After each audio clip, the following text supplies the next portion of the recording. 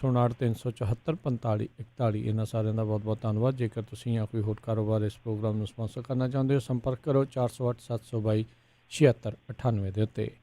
ਗੱਲਬਾਤ ਦਾ ਸਿਲਸਿਲਾ ਮਿੰਟੂ ਜੀ ਜੇ ਆਪਾਂ ਸ਼ੁਰੂ ਕਰਦੇ ਜਾਈਏ ਤਾਂ ਕਹਿੰਦੇ ਵੀ ਕਰੋਨਾ ਵਾਇਰਸ ਦੀ ਆਲਰੇਡੀ ਖੇਡਾਂ ਦੇ ਉੱਤੇ ਕਾਫੀ ਅਸਰ ਜਿਹੜਾ ਉਹ ਦੇਖਿਆ ਜਾ ਰਿਹਾ ਸੀ। ਕ੍ਰਿਕਟ ਵੀ ਕਲੀਨ ਬੋਲਡ ਹੋ ਗਈ ਆ, ਵਰਲਡ ਕੱਪ ਹੋਇਆ ਰੱਦ।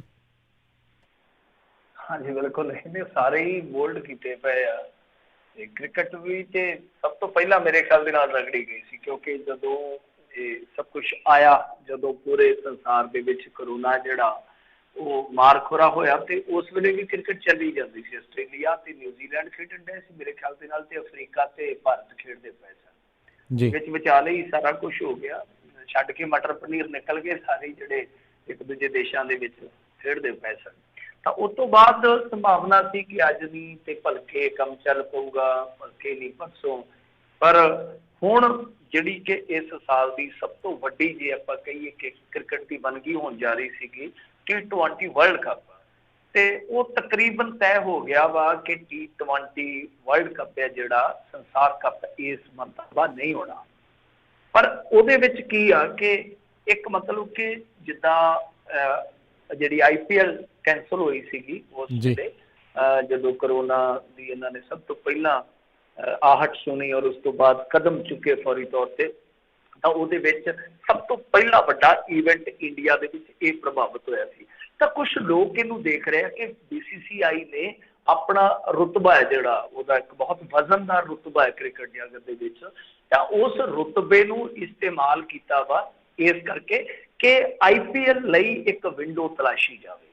ਤਾਂ ਇਸ ਕਰਕੇ ਕਿਉਂਕਿ ਇਹ ਜਿਹੜਾ ਸਾਰਾ ਆਯੋਜਨ ਹੋਣਾ ਸੀਗਾ ਮਤਲਬ ਕਿ ਸੰਸਾਰ ਕੱਪ ਦਾ, ਇਹ ਹੋਣਾ ਸੀ ਆਸਟ੍ਰੇਲੀਆ ਦੇ ਵਿੱਚ 18 ਅਕਤੂਬਰ ਤੋਂ 15 ਨਵੰਬਰ ਤੱਕ। ਤੁਹਾਨੂੰ ਪਤਾ ਨਾ ਕ੍ਰਿਕਟ ਦਾ ਕੈਲੰਡਰ ਜਿਹੜਾ ਪਹਿਲਾਂ ਹੀ ਬਣ ਜਾਂਦਾ, ਕਈ ਵਰ੍ਹੇ ਪਹਿਲਾਂ ਬਣ ਜਾਂਦਾ ਹੈ।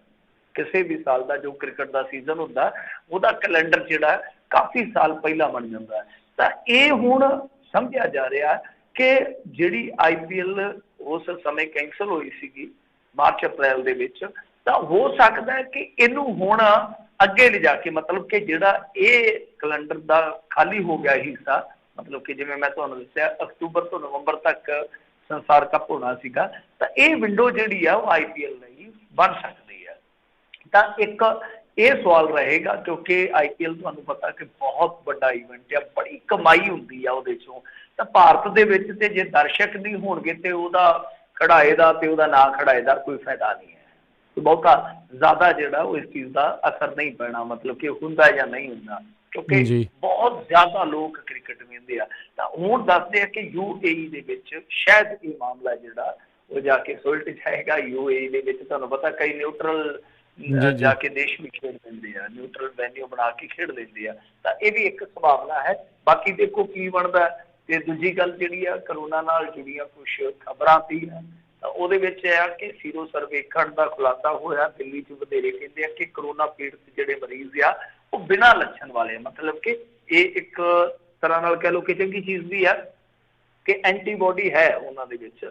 ਪਰ ਗੱਲ ਇਹ ਆ ਕਿ ਹੁਣ ਜਿਸ ਤਰ੍ਹਾਂ ਇਹਨਾਂ ਨੇ ਹੋਮ ਕੁਆਰੰਟੀਨ ਵਾਲਾ ਕੰਮ ਸ਼ੁਰੂ ਕੀਤਾ ਵਾ ਪੰਜਾਬ ਦੇ ਵਿੱਚ ਵੀ ਆ, ਤਾਂ ਉਹ ਫਿਰ ਬੜਾ ਖਤਰਨਾਕ ਹੋ ਜਾਂਦਾ। ਮਤਲਬ ਕਿ ਉਹਦੇ ਨਾਲ ਜੋ ਬੰਦੇ ਰਹਿੰਦੇ ਸਹਿੰਦੇ ਆ ਤਾਂ ਉਹਨਾਂ ਵਾਸਤੇ ਵੀ ਔਖਾ, ਔਰ ਜਿਹਦੇ ਲੱਛਣ ਹੀ ਨਹੀਂ ਦਿਖਦੇ ਤਾਂ ਜ਼ਾਰਾ ਜੀ ਗੱਲ ਆ ਕਿ ਜਿਨ੍ਹਾਂ ਦੇ ਵੀ ਉਹ ਇਨ ਟੱਚ ਹੋਊਗਾ ਉਹਨਾਂ ਨੂੰ ਖਤਰਾ ਰਹਿੰਦਾ। ਤੇ ਜੇ ਕੋਈ ਉਹਨਾਂ ਦੇ ਵਿੱਚੋਂ ਬਿਮਾਰ ਜਾਂ ਬਿਰਧ ਹੋਇਆ ਤੇ ਮਸਲਾ ਖਰਾਬ ਹੋ ਜਾਏਗਾ। ਤਾਂ ਇਹਨਾਂ ਨੇ ਔਸਤ ਕੱਢੀ ਹੈ ਸ਼ਾਇਦ 11 ਜ਼ਿਲ੍ਹਿਆਂ ਦੇ ਵਿੱਚ, ਮਤਲਬ ਕਿ 11 ਹਿੱਸਿਆਂ ਦੇ ਵਿੱਚ ਜਿਹੜੀ ਦਿੱਲੀ ਵੰਡੀ ਹੋਈ ਆ। ਤਾਂ ਉਹਦੇ ਵਿੱਚ ਜੋ ਇਹਨਾਂ ਨੇ ਇਹ ਕੀਤਾ ਵਾ ਸੀਰੋ ਸਰਵੇਖਣ, ਉਹਦੇ ਵਿੱਚ ਤਕਰੀਬਨ ਚੌਥਾ ਹਿੱਸਾ ਮਤਲਬ ਕਿ 23.48% ਲੋਕਾਂ ਦੇ ਵਿੱਚ IgG ਯਾਨੀ ਇਮਿਊਨੋਗਲੋਬਿਨ ਐਂਟੀਬੋਡੀ ਜਿਹੜੀ ਹੁੰਦੀ ਆ ਉਹ ਪਾਈ ਗਈ ਆ। ਤਾਂ ਇਹਦਾ ਮਤਲਬ ਇਹੋ ਆ ਕਿ ਉਹ ਕਿਤੇ ਨਾ ਕਿਤੇ ਕਰੋਨਾ ਪੀੜਤ ਰਹੇ ਨੇ, ਕਿਉਂਕਿ ਐਂਟੀਬੋਡੀ ਜਿਹੜੀ ਆ ਉਹ ਜ਼ਾਰਾ ਜੀ ਗੱਲ ਆ ਕਿ ਹਫ਼ਤਾ 2 ਹਫ਼ਤੇ ਬਾਅਦ ਬਣਦੀ ਆ। ਜਦੋਂ ਕਰੋਨਾ ਹਟ ਜਾਂਦਾ ਹਫ਼ਤਾ 2 ਹਫ਼ਤਾ ਜਿਹੜਾ ਟਾਈਮ ਆ ਉਹ ਲੱਗਦਾ। ਤਾਂ ਇਹਦਾ ਮਤਲਬ ਇਹ ਕਿ ਬਹੁਤ ਵੱਡੀ ਬਸੋ। ਔਰ ਮੈਂ ਸ਼ੁਰੂ ਤੋਂ ਗੱਲ ਕਹਿੰਦਾ ਆਇਆ ਸੀਗਾ ਕਿ ਦੇਖੋ ਤੁਸੀਂ ਜਦੋਂ ਵੀ ਕਿਤੇ ਕੋਈ ਸਟੱਡੀ ਸਰਵੇਖਣ ਚੰਗੇ ਹੋਏ ਤਾਂ ਉਸ ਤੋਂ ਬਾਅਦ ਪਾਇਆ ਜਾਊਗਾ ਪੂਰੇ ਸੰਸਾਰ ਦੇ ਮੁਕਾਬਲੇ ਕਿ ਇੱਥੋਂ ਦੇ ਲੋਕਾਂ ਦਾ ਜਿਹੜਾ ਇਮਿਊਨਿਟੀ ਸਿਸਟਮ ਆ ਥੋੜਾ ਸਟਰੋਂਗ ਆ। ਤਾਂ ਖੈਰ ਚਲੋ ਦੇਖਦੇ ਹਾਂ ਅੱਗੇ ਕੀ ਬਣਦਾ, ਇਹਦਾ ਫਾਇਦਾ ਨੁਕਸਾਨ ਕੀ ਹੁੰਦਾ। ਤੇ ਪਿਛਲੇ ਕਹਿੰਦੇ ਕਿ 3.5 ਮਹੀਨਿਆਂ ਦੇ ਦੌਰਾਨ ਦਿੱਲੀ ਦੇ ਵਿੱਚ ਹੀ ਜੁਰਮਾਨੇ ਦੇ ਤੌਰ ਤੇ 2 ਕਰੋੜ 40 ਲੱਖ ਰੁਪਈਆ ਜਿਹੜਾ ਉਗਰਾਇਆ ਗਿਆ, ਮਤਲਬ ਸਿਰਫ ਤੇ ਸਿਰਫ ਮਾਸਕ ਨਾ ਪਾਉਣ ਕਰਕੇ। ਤਾਂ ਹੂੰ ਦਿੱਲੀ ਦੇ ਲੋਕਾਂ ਨੂੰ ਆਪਾਂ ਸਿਆਣੇ ਹੀ ਗਿਣਦੇ ਆ। ਚੰਡੀਗੜ੍ਹ ਤੇ ਦਿੱਲੀ ਦੇ ਲੋਕ ਬਈ ਬਹੁਤ ਜ਼ਿਆਦਾ ਇਹ ਮਾਨਤਾ ਦਿੰਦੇ ਆ ਰੂਲਾਂ ਨੂੰ। ਤਾਂ ਇੱਥੇ ਸਾਰਾ ਕੁਝ ਹੈ ਜਿਹੜਾ ਉਹ ਉਲਟਾ ਪੁਲਟਾ ਆ, ਕਿਉਂਕਿ ਬਹੁਤ ਵੱਡੀ ਤਾਦਾਦ ਦੇ ਵਿੱਚ ਜਿਹੜੇ ਆ ਮਾਸਕ ਨਾ ਪਹਿਨਣ ਦੇ ਇਹ ਸਾਰੇ ਚਲਾਨ ਕੱਟੇ ਗਏ ਆ। ਇਸ ਤੋਂ ਇਲਾਵਾ ਜੇ ਪੰਜਾਬ ਦੀ ਗੱਲ ਕਰੀਏ, ਮੋਗਾ ਦੇ ਵਿੱਚ ਕੁਝ ਪੇਸ਼ੈਂਟ ਆਏ ਅੱਜ। ਇਸ ਤੋਂ ਇਲਾਵਾ ਰਜਿੰਦਰਾ ਹਸਪਤਾਲ ਦੇ ਵਿੱਚ ਪਲਾਜ਼ਮਾ ਥੈਰੇਪੀ ਸੈਂਟਰ ਹੈ ਜਿਹੜਾ ਉਹ ਖੋਲ੍ਹ ਦਿੱਤਾ ਗਿਆ। ਇਹ ਪੰਜਾਬ ਦਾ ਪਲੇਠਾ ਪਲਾਜ਼ਮਾ ਥੈਰੇਪੀ ਸੈਂਟਰ ਆ। ਤਾਂ ਪਲਾਜ਼ਮਾ ਥੈਰੇਪੀ ਠੀਕ ਆ ਕਿ ਕਾਰਗਰ ਹੈ, ਕੁਝ ਖਾਸ ਮਤਲਬ ਕਿ ਮਾਮਲਿਆਂ ਦੇ ਵਿੱਚ ਕਾਰਗਰ ਹੋ ਸਕਦੀ ਆ, ਸਾਰਿਆਂ ਦੇ ਵਿੱਚ ਨਹੀਂ। ਕੁਝ ਭਰਮ ਲੋਕ ਪਾ ਦਿੰਦੇ ਆ ਕਿ ਪਲਾਜ਼ਮਾ ਦੇ ਨਾਲ ਸਾਰਾ ਕੁਝ ਸੈੱਟ ਹੋ ਜਾਂਦਾ, ਤਾਂ ਕੁਝ ਮਾਮਲਿਆਂ ਦੇ ਵਿੱਚ ਇਹ ਬਹੁਤ ਸਹਾਇਤਾ ਕਾਰਕ ਰਹੇਗਾ। ਤਾਂ ਇਹਦੇ ਵਾਸਤੇ ਵੱਧ ਤੋਂ ਵੱਧ ਪ੍ਰਚਾਰ ਕਰਨਾ ਚਾਹੀਦਾ, ਕਿਉਂਕਿ ਡੋਨੇਸ਼ਨ ਦੀ ਸਮੱਸਿਆ ਆ ਜਾਂਦੀ ਹੈ। ਜਦੋਂ ਪਲਾਜ਼ਮਾ ਡੋਨੇਟ ਕਰਨਾ ਹੁੰਦਾ ਤੇ ਕਈ ਮਰਤਬਾ ਇਹ ਸਮੱਸਿਆਵਾਂ ਆਉਂਦੀਆਂ ਨੇ। ਇੱਧਰ ਸੰਗਰੂਰ ਜ਼ਿਲ੍ਹੇ ਦੇ DC ਹੈ ਜਿਹੜੇ, ਉਹਨਾਂ ਨੇ ਅਪੀਲ ਕੀਤੀ ਸੀ ਤੇ ਹੁਣ ਪ੍ਰਾਈਵੇਟ ਹਸਪਤਾਲ ਹੈ ਜਿਹੜੇ ਉਹ ਵੀ COVID-19 ਦੇ ਮਰੀਜ਼ਾਂ ਦਾ ਇਲਾਜ ਕਰਨਗੇ। ਇਲਾਜ ਜ਼ਰੂਰ ਕਰਨ, ਪਰ ਜਿਸ ਤਰ੍ਹਾਂ ਇਹਨਾਂ ਨੇ ਰੇਟ ਲਿਸਟ ਦਿੱਤੀ ਆ ਕੈਪਟਨ ਅਮਰਿੰਦਰ ਸਿੰਘ ਨੇ, ਜਿਵੇਂ ਹੋਟਲਾਂ ਦੇ ਵਿੱਚ ਮੈਨੂ ਨਹੀਂ ਬਣਿਆ ਹੁੰਦਾ, ਮੈਨੂੰ ਕਿਹਾ ਆਹ ਚੀਜ਼ ਇੰਨੇ ਦੀ, ਆਹ ਚੀਜ਼ ਇੰਨੇ ਦੀ, ਕਿ 10 ਤੋਂ 18,000 ਤੱਕ ਪਰ ਡੇ ਦਾ ਖਰਚਾ ਨਿੱਜੀ ਹਸਪਤਾਲਾਂ ਦਾ ਤੈਅ ਕੀਤਾ। ਤਾਂ ਉਹ ਬਹੁਤ ਜ਼ਿਆਦਾ ਨਿੱਜੀ ਹਸਪਤਾਲਾਂ ਨੂੰ ਜਾਣ ਦੀ ਥਾਂ ਤੇ ਅਗਲਾ ਜਿਹੜਾ ਮਾਤੜ ਗਰੀਬ ਆ ਉਹ ਤੇ ਫਿਰ ਦੁਆ ਹੀ ਕਰੇਗਾ ਕਿ ਸਰਕਾਰੀ ਹਸਪਤਾਲਾਂ 'ਚ ਜਾਣਾ ਨਹੀਂ, ਨਿੱਜੀ ਹਸਪਤਾਲਾਂ 'ਚ ਜਾਣ ਜੋ ਕਿ ਇਹਦੇ 'ਤੇ ਚੁੱਪ ਕਰਕੇ ਬਹਿ ਜਾਓ। ਇੱਧਰ ਇੱਕ DSP ਸਮੇਤ ਸੰਗਰੂਰ ਦੇ ਵਿੱਚ 9 ਸਹਾਇਕ ਥਾਣੇਦਾਰ ਅਤੇ ਹੋਰ ਕੁਝ ਮੁਲਾਜ਼ਮ ਜਿਨ੍ਹਾਂ ਦੀ ਕੁੱਲ ਤਾਦਾਦ 25 ਬਣਦੀ ਆ, ਲਗਭਗ 2 ਦਰਜਨ, ਇਹ ਪੋਜ਼ਿਟਿਵ ਪਾਏ ਗਏ ਆ। ਤਾਂ ਇੱਧਰ ਦਸੂਹਾ ਦੇ ਵਿੱਚ ਇੱਕ ਸ਼ਰਾਬ ਫੈਕਟਰੀ ਦਾ DGM ਤੇ ਉਹਦੀ ਤੀਵੀਂ ਜਾਨੀ ਇਹ ਦੋਵੇਂ ਜੀ ਪੋਜ਼ਿਟਿਵ ਪਾਏ ਗਏ ਤੇ ਮਿਲ ਅੰਦਰ ਹੁਣ 42 ਹੋਰ ਵਿਅਕਤੀਆਂ ਦਾ ਟੈਸਟ ਲਿਆ ਗਿਆ, ਸੈਂਪਲ ਲਿਆ ਗਿਆ, ਮਤਲਬ ਕਿ ਕਾਫੀ ਵੱਡੀ ਤਾਦਾਦ ਬਣ ਜਾਂਦੀ ਹੈ। ਤਾਂ ਖੈਰ ਇਹ ਕੁਝ ਚੁਣਿੰਦਾ ਗੱਲਾਂ ਬਾਤਾਂ ਸੀਗੀਆਂ ਕਰੋਨਾ ਦੇ ਨਾਲ ਜੁੜੀਆਂ। ਬਾਕੀ ਕਰੋਨਾ ਤੁਹਾਨੂੰ ਪਤਾ ਹੀ ਹੈ ਕਿ ਅਮਰੀਕਾ ਦੇ ਵਿੱਚ ਥੋੜਾ ਸੈੱਟ ਹੋ ਰਿਹਾ, UK ਦੇ ਵਿੱਚ ਸੈੱਟ ਹੋ ਗਿਆ, ਬਹੁਤ ਸਾਰੇ ਦੇਸ਼ਾਂ ਦੇ ਵਿੱਚ ਸੈੱਟ ਹੋ ਗਿਆ, ਪਰ ਪੰਜਾਬ ਦੇ ਵਿੱਚ, ਭਾਰਤ ਦੇ ਵਿੱਚ ਥੋੜਾ ਅਟਰਾ ਜਿਹਾ ਫਿਰਦਾ, ਥੋੜਾ ਆਫਰਿਆ ਜਿਹਾ ਫਿਰਦਾ। ਦੇਖੋ ਕਦੋਂ ਸੈੱਟ ਹੁੰਦਾ। ਜੀ ਜੀ। ਅਗਲੀ ਜਿਹੜੀ ਗੱਲ ਕਰੀਏ, ਕਹਿੰਦੇ ਤ੍ਰਿਪੁਰਾ ਦੇ ਮੁੱਖ ਮੰਤਰੀ ਨੇ ਸਰਦਾਰਾਂ ਜੱਟਾਂ ਤੇ ਕੀਤੀ ਟਿੱਪਣੀ ਤੇ ਫਿਰ ਮੰਗ ਲਈ ਮਾਫੀ।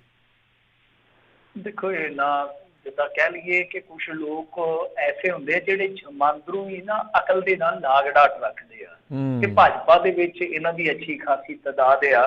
ਉਹਨਾਂ ਦੇ ਵਿੱਚੋਂ ਇਹ ਬਿਆਨਵੀਰ ਇੱਕ ਆ, ਮਤਲਬ ਕਿ ਬਿਆਨ ਦਾਗਣ ਦੇ ਮਾਮਲੇ 'ਚ ਇਹ ਉਹੀ ਸ਼ਖਸ ਆ, ਤੁਹਾਨੂੰ ਚੇਤਾ ਆ ਜਾਣਾ। ਪਰ ਹੱਸਿਓ ਨਾ, ਬੇਨਤੀ ਇਹ ਆ, ਇਹ ਉਹੀ ਆ ਜਿਹਨੇ ਆਖਿਆ ਸੀਗਾ ਕਿ ਮਹਾਂਭਾਰਤ ਦੇ ਕਾਲ ਵਿੱਚ ਵੀ ਇੰਟਰਨੈਟ ਐਗਜ਼ਿਸਟ ਕਰਦਾ ਸੀਗਾ। ਉਸ ਵੇਲੇ ਵੀ ਉਹ ਸਾਰਾ ਲਾਈਵ ਟੈਲੀਕਾਸਟ ਸੰਜੇ ਨੇ ਸੁਣਾਇਆ ਸੀਗਾ, ਕਹਿੰਦੇ ਹਨ। ਤਾਂ ਉਹ ਧ੍ਰਿਤਰਾਸ਼ਟਰ ਨੂੰ ਪਤਾ ਨਹੀਂ ਕਿੰਨੀਆਂ ਮਿਸਾਲਾਂ ਦਿੱਤੀਆਂ ਸੀ, ਔਰ ਉਸ ਤੋਂ ਬਾਅਦ ਵੀ ਉਹ ਦਾਅਵਾ ਜਿਹੜਾ ਕਰਦਾ ਰਿਹਾ। ਇਹ ਉਹੀ ਸ਼ਖਸ ਆ ਜਿਹਨੇ ਇੱਕ ਹੋਰ ਬਿਠਾ ਵੀ ਮਾਰੀ ਸੀਗੀ। ਇਹਨੇ ਆਖਿਆ ਸੀਗਾ ਕਿ ਐਵੇਂ ਰੁਜ਼ਗਾਰ ਦੇ ਪਿੱਛੇ ਭੱਜਣ ਦੀ ਲੋੜ ਕੋਈ ਨਹੀਂ, ਪਾਨ ਤੇ ਬੀੜੀਆਂ ਵਾਲੀ ਦੁਕਾਨ ਖੋਲ ਲਓ, ਵਧੀਆ ਕੰਮ ਚੱਲ ਜਾਂਦਾ। ਸੋ ਲੋਕ ਕਹਿੰਦੇ ਕਿ ਤੂੰ ਐਵੇਂ ਮੱਥਾ ਮਾਰਿਆ ਕਿਤਾਬਾਂ ਦੇ ਨਾਲ, ਤੂੰ ਵੀ ਤੇ ਪਾਨ ਖੈਣੀ ਵੇਚ ਸਕਦਾ ਸੀਗਾ। ਇਸ ਤੋਂ ਇਲਾਵਾ ਇਹਨੇ ਇੱਕ ਵਾਰੀ ਕਹਿ ਦਿੱਤਾ ਸੀਗਾ ਕਿ ਜਿਹੜੇ ਹੈਗੇ ਆ ਨਾ ਮਕੈਨੀਕਲ ਇੰਜੀਨੀਅਰਿੰਗ, ਉਹ ਕਰਕੇ ਜਿਹੜੇ ਇੰਜੀਨੀਅਰ ਇੱਧਰ ਆਉਂਦੇ ਆ ਉਹ ਸਿਵਲ ਸਰਵਿਸ ਦੇ ਵਿੱਚ ਨਾ ਆਉਣ। ਡਾਇਨਾ ਹੈਡਨ ਦੇ ਮਾਮਲੇ 'ਚ ਵੀ ਬੋਲ ਪਿਆ ਸੀਗਾ ਇਹ। ਤਾਂ ਇਹ ਬਹੁਤ ਬਿਠਾਵੀਆਂ ਮਾਰਨ ਦਾ ਮਾਹਰ ਬੰਦਾ ਆ। ਇਹਦਾ ਵੈਸੇ ਗੁੱਸਾ ਨਹੀਂ ਕਰਨਾ ਚਾਹੀਦਾ, ਮਾਫੀ ਦੇ ਵੀ ਦੇਣੀ ਚਾਹੀਦੀ ਆ ਇਹਨੂੰ। ਤੇ ਇੱਥੋਂ ਤੱਕ ਨਰਿੰਦਰ ਮੋਦੀ ਹੋਰਾਂ ਨੇ ਦਿੱਲੀ 'ਚ ਸੱਦ ਕੇ ਚੁੱਪ ਕਰਾਇਆ ਸੀਗਾ। ਜਿਵੇਂ ਉਹ ਭਗਵੰਤ ਮਾਨ ਦਾ ਇਹਨਾਂ ਪਤਾ ਕਰੋ ਬੰਦ ਕਿੱਥੋਂ ਹੁੰਦਾ, ਬੋਲਣੋਂ ਨਹੀਂ ਸੀ ਹਟਦਾ, ਇਹ ਬੰਦ ਕਿੱਥੋਂ ਹੁੰਦਾ। ਤਾਂ ਉਸ ਤਰ੍ਹਾਂ ਹੀ ਇਹਨੂੰ ਬੰਦ ਕਰਨ ਵਾਸਤੇ ਉਹਨਾਂ ਨੇ ਦਿੱਲੀ ਸੱਦਿਆ ਸੀਗਾ ਕਿ ਹੁਣ ਤੂੰ ਚੁੱਪ ਹੁੰਦਾ ਲੈਣਾ ਕੀ। ਉਸ ਤੋਂ ਬਾਅਦ ਇਹ ਮਾੜਾ ਮੋਟਾ ਚੁੱਪ ਹੋਇਆ ਸੀਗਾ, ਪਰ ਚੋਪੇ ਦੀ ਟੁੱਟ ਗਈ ਆ। ਇਹਨੇ ਦੇਖੋ ਪ੍ਰੈਸ ਕਲੱਬ ਦੇ ਵਿੱਚ, ਅਗਰਤਲਾ ਪ੍ਰੈਸ ਕਲੱਬ ਦੇ ਵਿੱਚ ਇਹ ਗੱਲ ਆਖੀ। ਉਹਨੇ ਆਖਿਆ ਦੇਖੋ ਜਿਹੜੇ ਹੈਗੇ ਆ ਨਾ ਪੰਜਾਬ ਤੇ ਹਰਿਆਣਾ ਵਾਲੇ, ਪੰਜਾਬ ਦੇ ਸਰਦਾਰਾਂ ਬਾਰੇ ਗੱਲ ਕੀਤੀ ਤੇ ਹਰਿਆਣੇ ਦੇ ਜਾਟਾਂ ਬਾਰੇ ਗੱਲ ਕੀਤੀ ਕਿ ਜੁੱਸੇ ਜੱਸੇ ਤੇ ਮਜ਼ਬੂਤ ਹੁੰਦੇ ਆ, ਮਤਲਬ ਕਿ ਸਰੀਰਕ ਤੌਰ ਤੇ ਬੜੇ ਬਲਵਾਨ ਹੁੰਦੇ ਆ, ਪਰ ਅਕਲ ਉਨੀ ਕੁ ਹੁੰਦੀ ਆ। ਹਾਂ, ਇਹਨਾਂ ਨੂੰ ਪਿਆਰ ਨਾਲ ਜਿੱਤਿਆ ਜਾ ਸਕਦਾ। ਪਹਿਲੀ ਗੱਲ ਤਾਂ ਇਹ ਹੈ ਕਿ ਦੇਖੋ ਜਿਹੜੇ ਬੰਦੇ ਪਿਆਰ ਨਾਲ ਜਿੱਤੇ ਜਾਂਦੇ ਆ ਉਹ ਬਦਦਿਮਾਗ ਨਹੀਂ ਹੁੰਦੇ। ਪਹਿਲੀ ਗੱਲ ਤੇ ਇਸ ਬੇਵਕੂਫ ਨੂੰ ਇਹ ਸਮਝਣੀ ਚਾਹੀਦੀ ਹੈ ਕਿ ਪਿਆਰ ਨਾਲ ਜਿੱਤੇ ਜਾਣ ਵਾਲੇ ਲੋਕ ਬੇਵਕੂਫ ਨਹੀਂ ਹੁੰਦੇ, ਤੁਹਾਡੇ ਵਰਗੇ ਮੂਰਖਾਂ ਤੋਂ ਬਹੁਤ ਜ਼ਿਆਦਾ ਸਿਆਣੇ ਹੁੰਦੇ ਆ ਜਿਹੜੇ ਪਿਆਰ ਨਾਲ ਜਿੱਤੇ ਜਾਂਦੇ ਆ। ਤਲਵਾਰ ਨਾਲ ਤੁਹਾਡੇ ਵਰਗਿਆਂ ਨੂੰ ਜਿੱਤਣਾ ਪੈਂਦਾ, ਤਾਂ ਜਿਹੜੇ ਸਿਆਣੇ ਲੋਕ ਹੁੰਦੇ ਪਿਆਰ ਨਾਲ ਹੀ ਜਿੱਤੇ ਜਾਂਦੇ ਆ, ਵਿਚਾਰ ਨਾਲ ਜਿੱਤੇ ਜਾਂਦੇ ਆ। ਦੂਜੀ ਚੀਜ਼ ਦੇਖੋ, ਗੱਲ ਇਹ ਆ ਕਿ ਠੀਕ ਆ ਕਿਸੇ ਬੰਦੇ ਦੇ ਮਾਮਲੇ 'ਚ ਆਪਾਂ ਵੀ ਕਹਿੰਦੇ ਆ, ਪੰਜਾਬੀ ਖੁਦ ਵੀ ਕਹਿੰਦੇ ਆ ਕਿ ਫਲਾਣੇ ਦੀ ਅਕਲ ਯਾਰ ਗਿੱਟਿਆਂ 'ਚ ਆ, ਪਰ ਕਿਸੇ ਭਾਈਚਾਰੇ ਨੂੰ ਨਾ ਥੋੜੀ ਤੁਸੀਂ ਕਹਿ ਸਕਦੇ ਹੁੰਦਾ, ਕੋਈ ਵੀ ਭਾਈਚਾਰਾ, ਚਾਹੇ ਹਿੰਦੂ ਭਾਈਚਾਰਾ, ਚਾਹੇ ਸਿੱਖ ਭਾਈਚਾਰਾ, ਚਾਹੇ ਜੱਟ ਆ, ਚਾਹੇ ਕੋਈ ਜਾਤ ਆ, ਚਾਹੇ ਕੋਈ ਹੋਰ ਆ, ਕਿਸੇ ਨੂੰ ਆਪਾਂ ਸਾਰੇ ਨੂੰ ਥੋੜੀ ਨਾ ਇਸ ਤਰ੍ਹਾਂ ਕਹਿ ਸਕਦੇ ਹਾਂ। ਔਰ ਦੂਜੀ ਗੱਲ ਹੈ, ਜੇ ਦਿਮਾਗ ਦੇਖਣੇ ਹੋਣ, ਰੋਸ਼ਨ ਦਿਮਾਗ ਦੇਖਣੇ ਹੋਣ, ਮੈਂ ਅੱਗੇ ਕਹਿੰਦਾ ਕਿ ਇਹ ਸਿਆਸਤਦਾਨ ਆ, ਸਿਰਫ ਸਿਆਸੀ ਨਜ਼ੀਰਾਂ ਦਿੱਤੀਆਂ ਜਾ ਸਕਦੀਆਂ ਨੇ ਕਿ ਤਨਮਨਦੀਪ ਢੇਸੀ ਕੌਣ ਆ, ਫਿਰ ਬੀਬੀ ਪ੍ਰੀਤ ਕੌਰ ਗਿੱਲ ਜਿਹੜੀ ਉੱਥੇ UK ਦੇ ਵਿੱਚ ਇਸ ਵੇਲੇ ਮਿਨਿਸਟਰੀ ਸਾਂਭ ਰਹੀ ਹੈ, ਉਹ ਕੌਣ ਆ, ਕੈਨੇਡਾ ਦੇ ਵਿੱਚ ਬੀਬੀ ਆ ਮੇਰੇ ਖਿਆਲ ਦੇ ਨਾਲ ਵਰਦਿਸ਼ ਝੱਗੜ, ਉਹ ਮਿਨਿਸਟਰੀ ਸਾਂਭ ਰਹੀ ਆ ਕੈਨੇਡਾ ਦੇ ਵਿੱਚ। ਸੱਜਣ ਕੌਣ ਆ, ਹਰਜੀਤ ਸਿੰਘ ਸੱਜਣ ਕੌਣ ਆ, ਤੁਸੀਂ ਹੋਰ ਵੇਖੋ ਕਿੰਨੇ ਲੋਕ ਆ ਜਿਹੜੇ ਹੈਗੇ ਆ, ਜਗਮੀਤ ਸਿੰਘ ਉਹ ਕੌਣ ਆ, ਕਮਲਜੀਤ ਸਿੰਘ ਬਖਸ਼ੀ, ਇਸ ਮੂਰਖ ਨੂੰ ਪਤਾ ਨਹੀਂ ਹੋਣਾ, ਪਹਿਲੇ ਇੰਡੀਅਨ ਨੇ ਜਿਹੜੇ ਜਾ ਕੇ ਨਿਊਜ਼ੀਲੈਂਡ 'ਚ ਉੱਥੇ MP ਬਣੇ ਸਨ। ਇਹਨਾਂ ਨੂੰ ਇਸ ਗੱਲ ਦਾ ਵੀ ਸ਼ਾਇਦ ਨਹੀਂ ਪਤਾ ਹੋਏਗਾ, ਹਰਿੰਦਰ ਕੌਰ ਸਿੱਧੂ ਇਸੇ ਪੰਜਾਬ ਓਰੀਜਨ ਦੀ ਸੀਗੀ, ਜਿਹੜੀ ਹਾਈ ਕਮਿਸ਼ਨਰ ਆਸਟ੍ਰੇਲੀਆ ਦੀ ਬਣ ਕੇ ਇੰਡੀਆ 'ਚ ਲੱਗੀ ਆ ਕੇ। ਤਾਂ ਇਹਨਾਂ ਚੀਜ਼ਾਂ ਦਾ ਇਹਨਾਂ ਨੂੰ ਪਤਾ ਨਹੀਂ, ਕਿੱਡੇ ਵੱਡੇ ਕਾਰੋਬਾਰੀ ਆ। ਨਰਿੰਦਰ ਸਿੰਘ ਕਪਾਨੀ ਹੋਰੀ ਕੌਣ ਆ, ਗੋ ਡੈਡੀ ਦੇ CEO ਪੜ੍ਹੋ ਕੌਣ ਆ, ਸਿਲੀਕਨ ਵੈਲੀ ਦੇ ਜਿਹੜੇ ਮੁਖੀ ਕੌਣ ਆ ਇਸ ਵੇਲੇ, ਇਹਨਾਂ ਚੀਜ਼ਾਂ ਦਾ ਇਹਨਾਂ ਨੂੰ ਪਤਾ ਹੀ ਨਹੀਂ ਹੈ। ਤਾਂ ਕਿ ਇਹ ਬੰਦੇ ਜਿਹੜੇ ਆ ਰੋਸ਼ਨ ਦਿਮਾਗ ਨਹੀਂ ਸਨ। ਤੁਸੀਂ ਤੇ ਇੱਥੇ ਬਥਾਵੀਆਂ ਮਾਰ ਕੇ ਰਾਜਨੀਤੀ ਕਰ ਲੈਂਦੇ ਹੋ, ਉੱਥੇ ਬਥਾਵੀਆਂ ਨਾਲ ਰਾਜਨੀਤੀ ਨਹੀਂ ਹੁੰਦੀ, ਉੱਥੇ ਵੇਖਿਓ ਅਕਲ ਜਾਂਦੀ ਆ ਬਾਹਰਲੇ ਮੁਲਕਾਂ 'ਚ, ਤੇ ਤੁਹਾਡੇ ਨਾਲ 100 ਦਰਜੇ ਦੇ ਅਕਲਮੰਦ ਲੋਕ ਇੱਥੇ ਹੈਗੇ ਆ, ਇੱਥੇ ਵੀ ਹੈਗੇ ਆ, ਉੱਥੇ ਵੀ ਹੈਗੇ ਆ। ਇਹ ਮਿਸਾਲਾਂ ਨੇ। ਮਨਮੋਹਨ ਸਿੰਘ ਕੌਣ ਹੈ ਜਿਹਨੇ ਤੁਹਾਡੇ ਡੁੱਬਦੇ ਮੁਲਕ ਨੂੰ ਬਚਾਇਆ ਸੀਗਾ, ਉਹ ਵੀ ਇਸੇ ਓਰੀਜਨ ਦਾ ਹੈ। ਹੋਰ ਕਿੰਨੇ, ਮੌਂਟੇਕ ਸਿੰਘ ਆਲੂਵਾਲੀਆ ਕੌਣ ਆ, ਇਹ ਸਾਰੀਆਂ ਚੀਜ਼ਾਂ ਜਿਹੜੀਆਂ ਪਰ ਇਹਨਾਂ ਨੂੰ ਸਮਝਾਈਆਂ ਨਹੀਂ ਜਾ ਸਕਦੀਆਂ। ਹੋਰ ਕਿੰਨੇ ਹਿੰਦੂ ਵੀਰ ਆ ਜਿਨ੍ਹਾਂ ਨੇ ਇੱਥੋਂ ਪੰਜਾਬ ਤੋਂ ਉੱਠ ਕੇ ਬਾਹਰਲੀ ਧਰਤੀ ਤੇ ਜਾ ਕੇ ਝੰਡੇ ਗੱਡੇ ਆ, ਕਿੰਨੇ ਲੋਕ ਆ। ਸੋ ਇਹ ਚੀਜ਼ਾਂ ਜਿਹੜੀਆਂ ਨਹੀਂ ਕਰਨੀਆਂ ਚਾਹੀਦੀਆਂ। ਇਹ ਜਦੋਂ ਨਾ ਇਲੈਕਸ਼ਨ ਦੇ ਵਿੱਚ ਸੀਗੇ, ਤ੍ਰਿਪੁਰਾ ਦੇ ਵਿੱਚ ਇਲੈਕਸ਼ਨ ਹੋਣਾ ਸੀ ਤੇ ਨਰਿੰਦਰ ਮੋਦੀ ਜੀ ਉੱਥੇ ਗਏ, ਤੁਹਾਨੂੰ ਸਭ ਨੂੰ ਪਤਾ ਹੋਣਾ ਕਿ ਜਿਸ ਬੰਦੇ ਨੂੰ ਸਭ ਤੋਂ ਜ਼ਿਆਦਾ ਹਿਸਟਰੀ ਦੇ ਵਿੱਚ ਇਮਾਨਦਾਰ ਸਮਝਿਆ ਜਾਂਦਾ ਇੰਡੀਆ ਦੀ ਪੋਲਿਟਿਕਸ ਦੇ ਵਿੱਚ, ਖੇਤਰੀ ਪੋਲਿਟਿਕਸ ਖਾਸ ਤੌਰ ਤੇ, ਉਹ ਹੈ ਕਾਮਰੇਡ ਮਾਨਿਕ ਸਰਕਾਰ। ਯਾਦ ਹੋਣਾ ਤੁਹਾਨੂੰ, ਬਹੁਤ ਲੰਮਾ ਸਮਾਂ ਤ੍ਰਿਪੁਰਾ ਦੇ ਚੀਫ ਮਿਨਿਸਟਰ ਰਹੇ ਨੇ ਜੀ। ਤੇ ਉੱਥੇ ਜਦੋਂ ਗਏ ਸੀਗੇ ਮੋਦੀ ਸਾਹਿਬ ਕਹਿੰਦੇ ਕਿ ਮਾਨਕ ਭੁੱਲ ਜਾਓ, ਹੁਣ ਤੁਹਾਨੂੰ ਹੀਰਾ ਦੇਣਾ, ਕਹਿੰਦੇ ਆਪਾਂ ਹੀਰਾ, ਮਤਲਬ ਕਿ ਮਾਨਕ ਨੂੰ ਸੁੱਟ ਦਿਓ, ਮਾਨਕ ਵੀ ਇੱਕ ਨਗ ਹੁੰਦਾ ਨਾ, ਇਹ ਸੁੱਟ ਦਿਓ, ਆਪਾਂ ਤੁਹਾਨੂੰ ਹੀਰਾ ਦਿਆਂਗੇ ਤੇ ਤੁਸੀਂ ਆਹ ਵੇਖ ਲਓ ਵੀ ਆਹ ਜਿਹੜਾ ਹੀਰਾ ਹੈ ਇਹਦੇ ਵਿੱਚੋਂ ਚਾਨਣ ਕਿਸ ਤਰ੍ਹਾਂ ਦਾ ਨਿਕਲਦਾ ਪਿਆ। ਇਹ ਹੀਰਾ ਕੀ ਆ, ਇਹਦੇ ਹੀਰਿਆਂ ਦਾ ਹੀਰਾ ਨਿਕਲਿਆ। ਸੋ ਇਹਨੇ ਮਾਫੀ ਮੰਗ ਲਈ ਆ, ਚਲੋ ਗੱਲ ਗਈ ਆਈ ਹੋਈ ਆ, ਗੱਲ ਖਤਮ ਹੋ ਜਾਂਦੀ ਆ। ਜਦੋਂ ਮਾਫੀ ਕੋਈ ਮੰਗ ਲੈਂਦਾ ਨਾ, ਗੱਲ ਖਤਮ ਹੋ ਜਾਂਦੀ ਆ। ਪਰ ਕਈ ਵਾਰ ਗੱਲ ਇਹੋ ਜਿਹੀ ਕੀਤੀ ਹੁੰਦੀ ਆ ਕਿ ਮਾਫੀ ਤੇ ਖਤਮ ਹੋਈ ਗੱਲ, ਉਸ ਨੂੰ ਸ਼ੁਰੂ ਵੀ ਕੀਤੀ ਜਾਂਦੀ ਆ। ਤਾਂ ਸਾਨੂੰ ਜਵਾਬ ਜ਼ਰੂਰ ਦੇਣਾ ਚਾਹੀਦਾ। ਅਸੀਂ ਬੇਪਲਵਦੀਪ ਨੂੰ ਇਹ ਨਹੀਂ ਕਹਿੰਦੇ ਕਿ ਤੇਰੀ ਮਾਫੀ ਮਨਜ਼ੂਰ ਨਹੀਂ ਹੈ ਜਾਂ ਤੂੰ ਰਾਜਨੀਤੀ ਨਾ ਕਰ, ਤੂੰ ਬੋਲਣਾ, ਐਸਾ ਨਹੀਂ ਹੈ ਜਾਂ ਅਸੀਂ ਗਾਲਾਂ ਕੱਢੀਏ। ਅਸੀਂ ਦੱਸ ਰਹੇ ਹਾਂ ਕਿ ਸਾਡੇ ਬੰਦਿਆਂ ਨੇ, ਵੇਖ ਤੁਸੀਂ ਤੇ ਇੱਥੋਂ ਦੀ ਰਾਜਨੀਤੀ ਕਰਦੇ ਹੋ, ਔਰ ਤੁਸੀਂ ਉਹ ਰਾਜਨੀਤੀ ਕਰਦੇ ਹੋ ਜਿਹੜੀ ਵਿਕਾਸ ਦੀ ਨਹੀਂ ਹੈ, ਜਿਹੜੀ ਰਾਜਨੀਤੀ ਸਿਰਫ ਪ੍ਰਾਪੇਗੰਡੇ ਦੀ ਰਾਜਨੀਤੀ ਆ, ਧਰਮ ਆਧਾਰਿਤ ਰਾਜਨੀਤੀ ਆ, ਫਿਰਕਾ ਪ੍ਰਸਤੀ ਦੀ ਰਾਜਨੀਤੀ ਹੈ। ਤੇ ਉਧਰ ਦੇਖ ਕਿੱਥੇ ਕਿੱਥੇ ਜਾ ਕੇ ਬੈਠੇ ਨੇ। ਪਰ ਗੱਲ ਇਹ ਇਹਨਾਂ ਨੂੰ ਸਮਝਾਵੇ ਕਿਹੜਾ, ਮੂਰਖ ਨਾਲ ਆਡਾ ਲਾਵੇ ਕਿਹੜਾ। ਉਹ ਆਂਦੇ ਹੁੰਦੇ ਆ ਨਾ ਕਿ ਮੂਰਖ ਤੇ ਸਿਆਣੇ ਦੇ ਵਿੱਚ ਅੰਤਰ ਪਤਾ ਕੀ ਹੁੰਦਾ, ਸਿਆਣੇ ਤੇ ਮੂਰਖ ਦੇ ਵਿੱਚ ਅੰਤਰ ਇਹੋ ਆ ਕਿ ਜਿਹੜਾ ਸਿਆਣਾ ਬੰਦਾ ਨਾ, ਮੂਰਖ ਉਹ ਵੀ ਹੁੰਦਾ, ਉਹਦੇ ਵਿੱਚ ਵੀ ਮੂਰਖਤਾ ਹੁੰਦੀ ਆ ਕੁਛ ਨਾ ਕੁਛ, ਪਰ ਉਹ ਦੁਨੀਆ ਨੂੰ ਨਹੀਂ ਦੀਦੀ, ਉਹਨੂੰ ਖੁਦ ਨੂੰ ਦੀਦੀ ਹੁੰਦੀ ਆ ਕਿ ਮੇਰੇ 'ਚ ਆ ਕਮਜ਼ੋਰੀ ਆ। ਤੇ ਜਿਹੜਾ ਮੂਰਖ ਬੰਦਾ, ਉਹਦੀ ਨਿਸ਼ਾਨੀ ਪਤਾ ਕੀ ਹੁੰਦੀ ਆ ਕਿ ਉਹਨੂੰ ਆਪਣੀ ਮੂਰਖਤਾ ਨਹੀਂ ਦਿੰਦੀ, ਸੰਸਾਰ ਨੂੰ ਦਿਸ ਪੈਂਦੀ ਆ। ਤਾਂ ਸੰਸਾਰ ਨੂੰ ਦਿਸ ਰਿਹਾ ਸਾਰਾ ਕੁਛ ਕਿ ਰੋਸ਼ਨ ਦਿਮਾਗ ਕੌਣ ਆ ਤੇ ਜਿਹੜਾ ਮੂਰਖ ਹੈ ਉਹ ਕੌਣ ਆ। ਜੀ ਜੀ ਜੀ। ਅਗਲੀ ਜਿਹੜੀ ਮਿੰਟੂ ਜੀ ਗੱਲ ਕਰੀਏ, ਕਹਿੰਦੇ ਜਲਿਆਂਵਾਲੇ ਬਾਗ ਦੇ ਵਿੱਚੋਂ ਵਿਵਾਦਿਤ ਪੇਂਟਿੰਗ ਹਟਾਈ ਗਈ। ਹਾਂਜੀ, ਇਹਨਾਂ ਨੇ ਪੇਂਟਿੰਗ ਲਿਆਂਦੀ ਸੀਗੀ, ਉਸ ਤੋਂ ਬਾਅਦ ਵਿਵਾਦ ਹੋ ਗਿਆ। ਸ਼ਵੇਤ ਮਲਿਕ ਕਿਉਂਕਿ ਇਹ ਸਾਰੀ ਕਮੇਟੀ ਦੇ ਚੇਅਰਮੈਨ ਆ, ਤੁਹਾਨੂੰ ਸਭ ਨੂੰ ਪਤਾ ਹੋਣਾ ਕਿ ਇਹਦੇ ਵਿੱਚ ਨਾ ਪਹਿਲਾਂ ਜਿਹੜੀ ਕਮੇਟੀ ਸੀਗੀ ਇਹਦੇ ਵਿੱਚ ਐਕਟ ਕੀਤਾ ਗਿਆ, ਕਿਉਂਕਿ ਸਾਰਾ ਅਮੈਂਡ ਕੀਤਾ ਗਿਆ ਐਕਟ ਦੇ ਵਿੱਚ ਕਿਉਂਕਿ ਇਹ ਸਾਰਾ ਕੰਮ ਕਾਜ ਹੈ ਨਾ ਜਿਹੜਾ ਜਲਿਆਂਵਾਲੇ ਬਾਗ ਦਾ, ਉਹ ਸੰਭਾਲਦਾ ਹੈ ਇੱਕ ਟਰਸਟ, ਜਿਹੜਾ ਕਿ ਸਿੱਧਾ ਕੇਂਦਰ ਸਰਕਾਰ ਦੇ ਤਹਿਤ ਹੈ। ਇਹਦੇ ਵਿੱਚ ਪੰਜਾਬ ਸਰਕਾਰ ਦਾ ਰੋਲ ਬਹੁਤ ਲਿਮਿਟਡ ਆ, ਬਹੁਤ ਲਿਮਿਟਡ ਆ। ਸ਼ਾਇਦ ਮੇਰੇ ਖਿਆਲ ਦੇ ਨਾਲ ਗਵਰਨਰ ਹੋਣਗੇ, ਮੈਨੂੰ ਪੱਕਾ ਨਹੀਂ ਪਤਾ ਕਿ ਇਸ ਟਰਸਟ ਦਾ ਸਟਰਕਚਰ ਕਿਸ ਤਰ੍ਹਾਂ ਦਾ, ਪਰ ਇਹ ਚੀਜ਼ ਤੈਅ ਆ ਕਿ ਅੱਗੇ ਕਾਂਗਰਸ ਦਾ ਪ੍ਰੈਜ਼ੀਡੈਂਟ ਵਿੱਚ ਹੁੰਦਾ ਸੀਗਾ, ਮਤਲਬ ਕਿ ਮੇਨ ਬੰਦਾ ਸੰਵਿਧਾਨ ਦੇ ਵਿੱਚ ਹੀ ਸੋਧ ਕੀਤੀ ਹੋਈ ਸੀ। ਤਾਂ ਇਹਨਾਂ ਨੇ ਉਸ ਸੋਧ ਨੂੰ ਅਮੈਂਡ ਕਰਕੇ ਅੱਗੇ ਬਣਾਤਾ ਕਿ ਜ਼ਰੂਰੀ ਨਹੀਂ ਕਿ ਕਾਂਗਰਸ ਦਾ ਪ੍ਰੈਜ਼ੀਡੈਂਟ ਵਿੱਚ ਰੱਖੀਏ, ਮੁਖੀਆ ਰੱਖੀਏ ਅਸੀਂ, ਤਾਂ ਉਹ ਪਤਾ ਕਰ ਦਿੱਤਾ ਸੀ। ਹੁਣ ਭਾਜਪਾ ਵਾਲੇ ਆ ਗਏ, ਸ਼ਵੇਤ ਮਲਿਕ ਜੀ ਆ ਜਿਹੜੇ ਉਹ ਮੁਖੀਆ, ਤਾਂ ਉਹ ਜਿਹੜੀ ਫੋਟੋ ਸੀਗੀ ਉਹਨੇ ਬਹੁਤ ਦਿਲ ਦਿਖਾਇਆ ਲੋਕਾਂ ਦਾ, ਕਿਉਂਕਿ ਉਹ ਫੋਟੋ ਜਿਹੜੀ ਸੀਗੀ ਉਹ ਅਰਧਨਗਨ ਔਰਤਾਂ ਦੀ ਸੀਗੀ, ਉਹ ਜਿਹੜਾ ਚਿੱਤਰ ਸੀਗਾ। ਤਾਂ ਜਿਵੇਂ ਹੀ ਅਖਬਾਰਾਂ ਦੇ ਵਿੱਚ ਛਪਿਆ, ਲੋਕਾਂ ਨੂੰ ਬਹੁਤ ਜ਼ਿਆਦਾ ਇਸ ਗੱਲੋਂ ਤਾ ਚੜਿਆ ਕਿ ਯਾਰ ਇਹ ਕਿਹੜੀਆਂ ਗੱਲਾਂ ਤੁਸੀਂ ਕਰਨ ਡਏ ਜੇ। ਵੈਸੇ ਤੇ ਜੇ ਤੁਸੀਂ ਵੇਖੋਗੇ ਇੱਕ ਹੋਰ ਵੀ ਕਾਰਨਾਮਾ ਹੋਇਆ, ਜਿਹੜੀ ਹੈਗੀ ਆ ਨਾ ਮਹਾਰਾਸ਼ਟਰ ਦੇ ਵਿੱਚ ਪੜ੍ਹਾਈ ਜਾਂਦੀ ਇਤਿਹਾਸ ਦੀ ਕਿਤਾਬ, ਉਹਦੇ ਵਿੱਚ ਭਗਤ ਸਿੰਘ, ਰਾਜਗੁਰੂ, ਸੁਖਦੇਵ ਆਪਾਂ ਇਹੀ ਪੜ੍ਹਿਆ ਨਾ, ਤਾਂ ਉੱਥੇ ਕੀ ਚੱਕਰ ਕੀਤਾ, ਉੱਥੇ ਕੁਰਬਾਨ ਖਾਨ ਨਾਂ ਦਾ ਜਿਹੜਾ ਆਜ਼ਾਦੀ ਗੁਲਾਟੀਆ ਸੀ ਉਹਦਾ ਜ਼ਿਕਰ ਕਰ ਦਿੱਤਾ ਗਿਆ, ਮਤਲਬ ਕਿ ਸੁਖਦੇਵ ਦਾ ਨਾਮ ਸ਼ਾਇਦ ਕੱਟ ਦਿੱਤਾ ਗਿਆ ਵਿੱਚੋਂ। ਤਾਂ ਉਹਦੇ ਤੇ ਵੀ ਬਹੁਤ ਜ਼ਿਆਦਾ ਵਿਵਾਦ ਹੋਇਆ। ਇਹ ਵੀ ਆਪਣੇ ਆਪ ਦੇ ਵਿੱਚ ਬੜੀ ਵੱਡੀ ਚੀਜ਼ ਆ ਕਿ ਸੁਖਦੇਵ ਜੀ ਦੀ ਥਾਂ ਤੇ ਕੁਰਬਾਨ ਹੁਸੈਨ ਦਾ ਨਾਂ ਜੋੜ ਦਿੱਤਾ ਗਿਆ, ਤੇ ਉਹ ਵੀ ਕਾਰਸਤਾਨੀ ਇਸ ਸਰਕਾਰ ਨੇ ਦੱਸੀ ਆ ਕਿ ਪਿਛਲੀ ਸਰਕਾਰ ਦੀ ਆ। ਤਾਂ ਹੁਣ ਵੀ ਜੋ ਹੋਇਆ ਉਹਦੇ ਤੇ ਬਹੁਤ ਵਿਵਾਦ ਹੋਇਆ। ਭਾਜਪਾ ਵਾਲੇ ਬੋਲੇ ਨਹੀਂ, ਇਹਨਾਂ ਨੇ ਤੇ ਮੂੰਹ 'ਚ ਘੁੰਗੜੀਆਂ ਪਾ ਲਈਆਂ ਕਿ ਇਹ ਸਭ ਕੁਝ ਹੋਇਆ ਕੀ ਆ। ਪਰ ਡੀਸੀ ਦਾ ਵਰਜਨ ਆਇਆ ਇਸ ਮਾਮਲੇ ਦੇ ਵਿੱਚ, ਉਹ ਕਹਿੰਦੇ ਕਿ ਭਾਈ ਸਾਨੂੰ ਨਹੀਂ ਪਤਾ ਪੇਂਟਿੰਗ ਲਾਉਣ ਵਾਸਤੇ ਕਿਹਨੇ ਆਖਿਆ ਸੀਗਾ, ਕਿਉਂਕਿ ਹੁਣ ਗੱਲ ਸਾਰੀ ਜਿਹੜੀ ਆ ਉਹ ਇਸ ਸਵਾਲ ਤੇ ਆ ਕੇ ਟਿਕੀ ਆ ਕਿ ਇਹ ਕਿਹੜਾ ਐਸਾ ਦਾਨਿਸ਼ਮੰਦ ਆ ਜਿਹਨੇ ਸਲਾਹ ਦਿੱਤੀ ਸੀ, ਜਿਹਨੇ ਮਸ਼ਵਰਾ ਦਿੱਤਾ ਕਿ ਸ਼ਹੀਦ ਦੇ ਯਾਦਗਾਰ ਥਾਂ ਤੇ ਜਾ ਕੇ ਤੇ ਤੁਸੀਂ ਅਰਧਨਗਨ ਫੋਟੋ ਲਾ ਦਿਓ। ਔਰ ਉਹ ਜਿਹੜੀ ਚੀਜ਼ ਸੀਗੀ ਉਹ ਹੁਣ ਐਸੀ ਗੁੰਝਲਦਾਰ ਬਣਾ ਦਿੱਤੀ ਇਹਨਾਂ ਨੇ। ਕਹਿੰਦੇ ਕਿ ਦੇਖੋ ਜੀ, ਜਿਹੜੀ ਕੰਪਨੀ ਇਹ ਪ੍ਰੋਜੈਕਟ ਵਿੰਦੀ ਪਈ ਸੀ ਨਾ ਉਹ ਹੀ ਦੱਸ ਸਕਦੀ ਆ। ਹੁਣ ਕੰਪਨੀ ਦਾ ਕੋਈ ਫੋਨ ਨੰਬਰ ਦੇ ਦਿਓ ਸਾਨੂੰ, ਪਬਲਿਕ ਕਰ ਦਿਓ, ਹਾਂ ਬਾਈ ਪੁੱਛ ਲਓ ਤੁਸੀਂ, ਫਿਰ ਤਾਂ ਪੁੱਛਿਆ ਜਾ ਸਕਦਾ।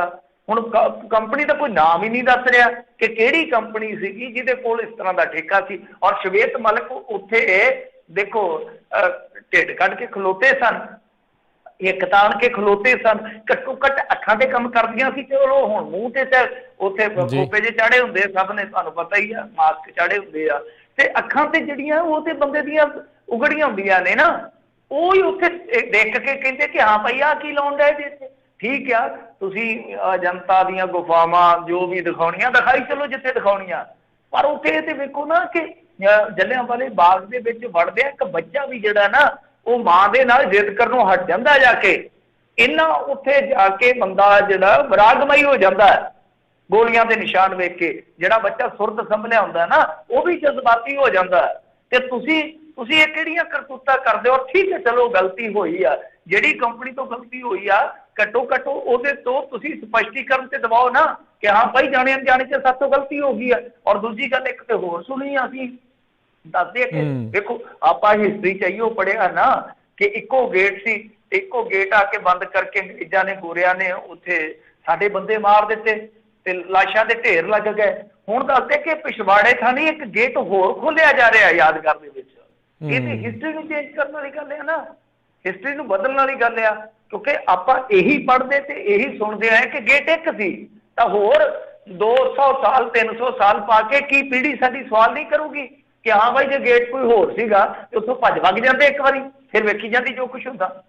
ਤਾਂ ਇਹ ਚੀਜ਼ਾਂ ਜਿਹੜੀਆਂ ਉੱਥੇ ਕੀਤੀਆਂ ਜਾ ਰਹੀਆਂ, ਉੱਥੇ ਪੈਸੇ ਨੂੰ ਲੈ ਕੇ ਵੀ ਬਹੁਤ ਵਾਰੀ ਬਵਾਲ ਹੋਇਆ। ਬਹੁਤ ਵਾਰੀ ਉੱਥੋਂ ਦੇ ਲੋਕਲ ਜਿਹੜੇ ਬੰਦੇ ਆ ਜਿਹੜੇ ਜਜ਼ਬਾਤੀ ਤੌਰ ਤੇ ਜੁੜੇ, ਉਹ ਕਹਿੰਦੇ ਕਿ ਪ੍ਰਬੰਧ ਸਾਨੂੰ ਦੇ ਦਿਓ, ਅਸੀਂ ਇਹਨੂੰ ਬਹੁਤ ਵਧੀਆ ਬਣਾਵਾਂਗੇ, ਬਹੁਤ ਸ਼ਿੱਦਤ ਦੇ ਨਾਲ ਕੰਮ ਕਰਾਂਗੇ, ਪਰ ਸਾਰਾ ਸਾਂਭ ਸੰਭਾਲ ਰੱਖ ਰਖਾ ਜਿਹੜਾ ਉਹ ਕੇਂਦਰ ਸਰਕਾਰ ਕੋਲ ਆ। ਪਰ ਚਲੋ ਉਹ ਵੀ ਚਲਾ ਲੈਣ, ਸਾਨੂੰ ਕੋਈ ਇਤਰਾਜ਼ ਨਹੀਂ, ਪਰ ਇਸ ਤਰ੍ਹਾਂ ਦੀ ਛੇੜਾਛੇੜ ਨਾ ਕਰਨ। ਜੀ ਜੀ। ਅਗਲੀ ਜਿਹੜੀ ਮਿੰਟੂ ਜੀ ਗੱਲ ਕਰੀਏ, ਕਹਿੰਦੇ ਹਰਸਿਮਰਤ ਕੌਰ ਬਾਦਲ ਨੇ ਸਿੱਕਮ ਦੇ ਮੁੱਖ ਮੰਤਰੀ ਨੂੰ ਲਿਖਿਆ ਪੱਤਰ। ਚਲੋ ਚੰਗੀ ਗੱਲ ਹੈ ਜੀ ਕਿ ਪੱਤਰ ਲਿਖਿਆ ਇਹਨਾਂ ਨੇ, ਬਹੁਤ ਸੰਵੇਦਨਸ਼ੀਲ ਮੁੱਦੇ ਤੇ ਪੱਤਰ ਵਿਹਾਰ ਕੀਤਾ ਇਹਨਾਂ ਨੇ। ਇਤਿਹਾਸਿਕ ਗੁਰਦੁਆਰਾ ਹੈ ਨਾ ਗੁਰੂ ਡਾਂਗਮਾਰ ਸਾਹਿਬ, ਉਹਦੀ ਸਥਿਤੀ ਨੂੰ ਲੈ ਕੇ ਤੁਹਾਨੂੰ ਪਤਾ ਹੀ ਆ ਕਿ ਕਿਸ ਤਰ੍ਹਾਂ ਉਹਨੂੰ ਬਦਲਿਆ ਜਾ ਰਿਹਾ ਵਾ। ਸਿੱਕਮ ਦੇ ਵਿੱਚ ਕਿਉਂਕਿ ਸਿੱਖਾਂ ਦੀ ਤਾਦਾਦ, ਸਿੱਖਾਂ ਦੀ ਗਿਣਤੀ ਜਿਹੜੀ ਆ ਉਹ ਨਾ ਮਾਤਰ ਹੀ ਹੈ। ਤਾਂ ਉੱਥੇ ਜਿਸ ਤਰੀਕੇ ਨਾਲ ਛੇੜਛਾੜ ਕੀਤੀ ਜਾ ਰਹੀ ਹੈ ਇਸ ਇਤਿਹਾਸਕ ਸਥਾਨ ਨੂੰ ਲੈ ਕੇ, ਉਹ ਲੰਮੇ ਸਮੇਂ ਤੋਂ ਚੱਲਦੀ ਪਈ ਹੈ, ਲੰਮੇਰੇ ਸਮੇਂ ਤੋਂ ਚੱਲਦੀ ਪਈ ਹੈ। ਜਿਹੜੇ ਸਿੱਖ ਉੱਥੇ ਹੈਗੇ ਆ ਥੋੜੀ ਬਹੁਤੀ ਗਿਣਤੀ ਦੇ, ਉਹ ਲਗਾਤਾਰ ਦਰਖਾਸਤਾਂ ਕਰ ਰਹੇ ਨੇ, ਲਗਾਤਾਰ ਅਪੀਲਾਂ ਕਰ ਰਹੇ ਨੇ ਕਿ ਭਾਈ ਤੁਸੀਂ ਇੱਧਰਲੇ ਪਾਸੇ ਧਿਆਨ ਦੇਵੋ, ਇੱਧਰਲੇ ਪਾਸੇ ਧਿਆਨ ਦੇਵੋ। ਤਾਂ ਚਲੋ ਹੁਣ ਬੀਬਾ ਜੀ ਨੇ ਪੱਤਰ ਲਿਖਿਆ ਕਿ ਕਿਉਂਕਿ ਕੈਬਨਿਟ ਦੇ ਵਜ਼ੀਰ ਨੇ, ਸ਼ਾਇਦ ਇਹਨਾਂ ਦੀ ਗੱਲਬਾਤ ਜਿਹੜੀ ਆ ਉਹ ਸੁਣੀ ਜਾਵੇ। ਤਾਂ ਬਹੁਤ ਵਧੀਆ ਗੱਲ ਆ, ਬਹੁਤ ਵਧੀਆ ਗੱਲ ਆ ਕਿ ਇਹਨਾਂ ਨੇ ਪੱਤਰ ਲਿਖਿਆ, ਔਰ ਪੱਤਰ ਤੋਂ ਵੀ ਅੱਗੇ ਵਧਣਾ ਚਾਹੀਦਾ। ਦੇਖੋ ਬਹੁਤ ਵੱਡੀ ਪਾਵਰ ਹੁੰਦਾ ਕੇਂਦਰ ਦਾ ਕੋਈ ਵੀ ਵਜ਼ੀਰ। ਜੇ ਮੰਨ ਲਓ ਤੁਹਾਡੇ ਪੱਤਰ ਤੇ ਕੋਈ ਉਹ ਗੱਲ ਹੀ ਨਹੀਂ ਗੌਲਦੇ, ਕੋਈ ਉਹ ਰਿਸਪੌਂਡ ਨਹੀਂ ਕਰਦੇ, ਤਾਂ ਇਹ ਨਹੀਂ ਹੈ ਕਿ ਤੁਸੀਂ ਇੱਕ ਵਾਰੀ ਪੱਤਰ ਲਿਖ ਲਿਆ ਤੇ ਪੱਤਰਕਾਰਾਂ ਦੇ ਵਿੱਚ ਖਬਰ ਲਵਾ ਲਈ, ਬਸ ਠੀਕ ਠਾਕ ਆ ਕਿ ਹਾਂ ਜੀ ਬੀਬਾ ਬਾਦਲ ਇਸ ਮੁੱਦੇ ਤੇ ਬੋਲ ਚੁੱਕੇ ਆ, ਲਿਖ ਦਿਓ ਰਜਿਸਟਰ ਦੇ ਵਿੱਚ। ਜੇ ਕੱਲ੍ਹ ਨੂੰ ਗੱਲ ਹੋਈ ਤੇ ਅਸੀਂ ਆਖਾਂਗੇ ਅਕਾਲੀਆਂ ਨੇ ਇਸ ਮਾਮਲੇ ਦੇ ਵਿੱਚ ਪੱਤਰ ਲਿਖਿਆ ਹੋਇਆ, ਜਿਵੇਂ ਬਾਦਲ ਸਾਹਿਬ ਅਕਸਰ ਹੀ ਕਰਿਆ ਕਰਦੇ ਸਨ। ਹਰੇਕ ਸੰਡੇ ਦੇ ਸੰਡੇ ਕੇਂਦਰ ਨੂੰ ਪੱਤਰ ਲਿਖ ਦਿੰਦੇ ਹੁੰਦੇ ਸੀ। ਮੈਂ ਚਿੱਠੀ ਲਿਖੀ ਹੈ, ਜਦੋਂ ਵੀ ਕੋਈ ਸਵਾਲ ਕਰਨਾ ਮੈਂ ਚਿੱਠੀ ਲਿਖੀ ਹੋਈ ਹੈ ਕੇਂਦਰ ਨੂੰ। ਉਹ ਚਿੱਠੀ ਕਦੀ ਮੁੜ ਕੇ ਕਦੇ ਵੇਖਿਆ ਹੀ ਨਹੀਂ ਉਸ ਮੁੱਦੇ ਦਾ ਕੋਈ ਹੱਲ। ਤਾਂ ਖੈਰ ਇਹਨਾਂ ਨੂੰ ਚਾਹੀਦਾ ਕਿ ਹੁਣ ਸੈਂਟਰ ਦੇ ਵਿੱਚ ਨੇ ਵਜ਼ੀਰ, ਜਿਹੜੇ ਇਹਨਾਂ ਦੇ ਹੈਗੇ ਆ ਹਸਬੈਂਡ, ਜਿਹੜੇ ਪ੍ਰਧਾਨ ਜੀ ਸੁਖਬੀਰ ਸਿੰਘ ਜੀ ਬਾਦਲ, ਉਹ ਤੇ ਇੱਥੇ ਸ਼ਾਦੀਆਂ ਭਰਦੇ ਪਏ ਕੇਂਦਰ ਦੀਆਂ। ਉਹ ਕਹਿੰਦੇ ਆ ਕਿ ਜੇ ਮੰਨ ਲਓ ਜੋ ਤੁਸੀਂ MSP ਕਹਿੰਦੇ ਹੋ, ਮਿਨੀਮਮ ਸਪੋਰਟ ਪ੍ਰਾਈਸ, ਜੇ ਖਤਮ ਹੋ ਜਾਵੇ, ਜਦ ਤੱਕ ਮੈਂ ਹੈਗਾ, ਮੇਰੀ ਗਰੰਟੀ ਆ ਜੇ ਸਰਕਾਰ ਖਤਮ ਕਰੂਗੀ ਮੈਂ ਬੈਠਾ, ਮੈਂ ਜਾਣਾ, ਮੇਰਾ ਕੰਮ ਜਾਣੇ। ਜਦੋਂ ਤੁਸੀਂ ਇੰਨੀਆਂ ਸ਼ਾਦੀਆਂ ਭਰਦੇ ਹੋ ਕੇਂਦਰ ਦੀਆਂ, ਤਾਂ ਫਿਰ ਤੁਹਾਨੂੰ ਇਹ ਕੰਮ ਜਿਹੜੇ ਉਹ ਕਰਵਾਉਣੇ ਚਾਹੀਦੇ ਆ, ਅੱਗੇ ਲੱਗ ਕੇ ਕਰਵਾ ਲੈਣੇ ਚਾਹੀਦੇ ਆ। ਜਦੋਂ ਤੁਸੀਂ ਇਹ ਗੱਲ ਕਹਿੰਦੇ ਹੋ ਕਿ ਚਲੋ ਮੇਰੇ ਨਾਲ, ਮੈਂ ਕੇਂਦਰ ਦੇ ਕੋਲ ਚੱਲਦਾ, ਮੈਂ ਤੁਹਾਡੀ ਤਸੱਲੀ ਕਰਵਾ ਕੇ ਲਿਆਉਣਾ ਫਲਾਣੇ ਮੁੱਦੇ ਤੇ, ਤਾਂ ਇਹੋ ਜਿਹੇ ਮੁੱਦਿਆਂ ਤੇ ਵੀ ਤੁਹਾਡਾ ਸਟੈਂਡ ਲੈਣਾ ਬਣਦਾ। ਔਰ ਗੁਰਦੁਆਰਾ ਗਿਆਨ ਗੋਦੜੀ, ਉਹਦਾ ਵੀ ਮਸਲਾ, ਉਹਦੀ ਵੀ ਗੱਲ ਕਰਨੀ ਚਾਹੀਦੀ ਬੀਬਾ ਜੀ ਨੂੰ। ਗੁਰਦੁਆਰੇ ਤਾਂ ਫਿਰ ਗੁਰਦੁਆਰੇ ਆ ਨਾ, ਕਿਸ ਤਰ੍ਹਾਂ ਧਾਰਮਿਕ ਸਥਾਨ ਜਿਹੜੇ ਮੰਗੂ ਮੱਠ ਦਾ ਵੀ ਆਪਾਂ ਰੌਲਾ ਵੇਖਿਆ, ਉਦੋਂ ਵੀ ਸਾਰੇ ਚੁੱਪ ਧਾਰ ਗਏ ਸਨ।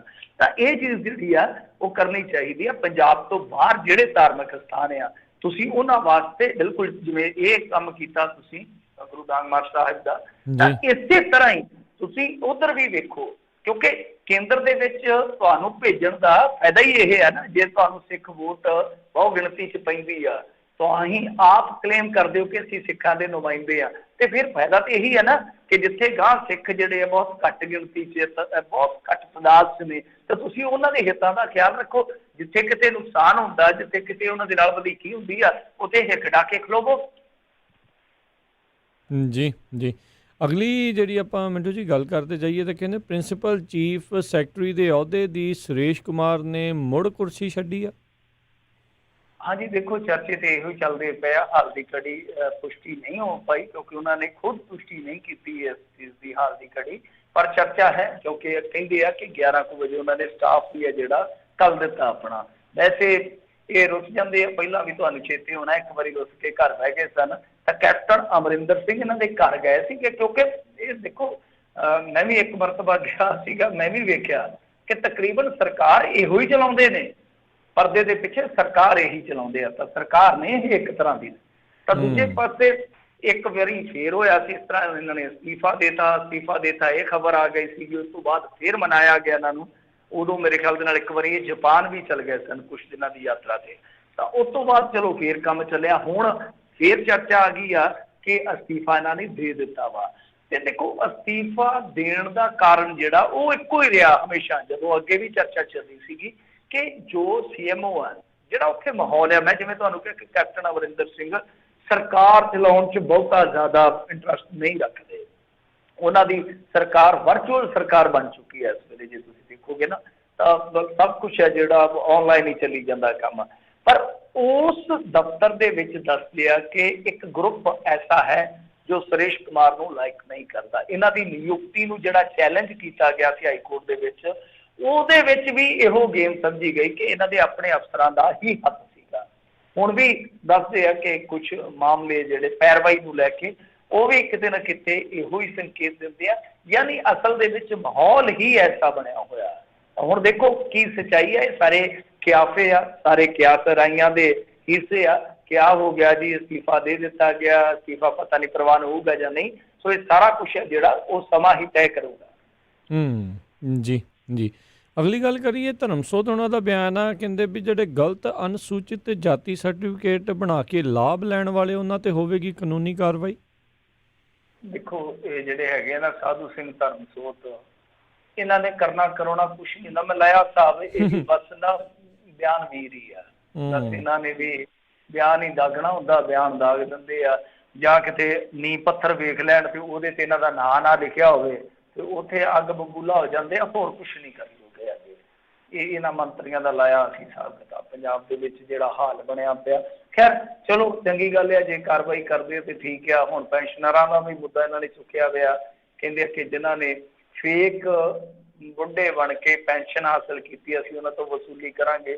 ਹੁਣ ਦੂਜੀ ਚੀਜ਼ ਇਹ ਕਹਿੰਦੇ ਆ ਕਿ ਜਿਨ੍ਹਾਂ ਨੇ ਵੀ ਇਸ ਤਰ੍ਹਾਂ ਜਾਲੀ ਸਰਟੀਫਿਕੇਟ ਬਣਾ ਕੇ ਲਾਭ ਲਏ ਆ ਅਸੀਂ ਉਹਨਾਂ ਦੇ ਨਾਲ ਦੋ ਹੱਥ ਕਰਾਂਗੇ। ਠੀਕ ਆ, ਵਧੀਆ ਗੱਲ ਆ, ਕਰੋ। ਪਰ ਗੱਲ ਤੇ ਇਹ ਆ ਨਾ ਰਾਜ ਕਰਨਵੀਰ ਸਿੰਘ ਜੀ ਕਿ ਤੁਸੀਂ ਆਪ ਜਿਨ੍ਹਾਂ ਘਪਲਿਆਂ ਦਾ ਰੌਲਾ ਪਾਇਆ, ਤੁਸੀਂ ਉਹਨਾਂ ਘਪਲਿਆਂ ਤੇ ਹੁਣ ਤੱਕ ਕੀ ਕਰ ਸਕੇ?